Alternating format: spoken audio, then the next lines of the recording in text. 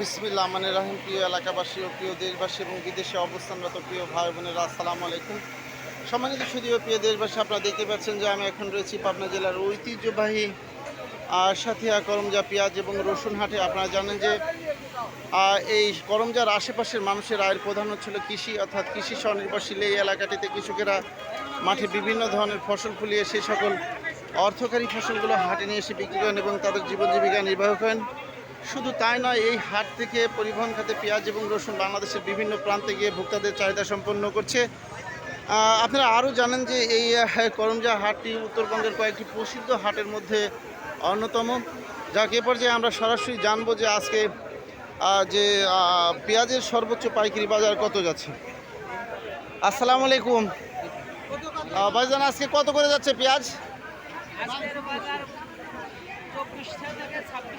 2400 টাকা থেকে 2600 টাকা। সম্মানিত সুধীয় প্রিয় দেশবাসী, আপনারা বুঝতে পারছেন যে আজকে সাথিয়া করমজা হাটে পেঁয়াজের সর্বোচ্চ পাইকারি বাজার যাচ্ছে 2400 টাকা থেকে 2600 টাকা মন। এরপর যে আমরা সরাসরি চলে যাব রসুন হাটে।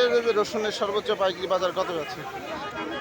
কাকা আসসালামু আলাইকুম। কাকা, আজকে রসুন কত করে যাচ্ছে বাবা? মানে যেটা মাথা মাথা মাথা কত যাচ্ছে?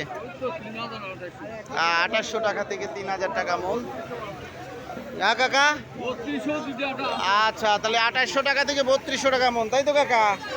সম্মানিত শুধু প্রিয় দেশবাসী, আপনারা বুঝতে পারছেন রসুনের বাজার মূল্য যাচ্ছে আজকে যে 2800 টাকা থেকে 3200 টাকা মন। আমি আপনাদের মাঝে আবারও আপডেট নিউজ দিয়ে ফিরে আসবো ইনশাল্লাহ। আসসালামু আলাইকুম।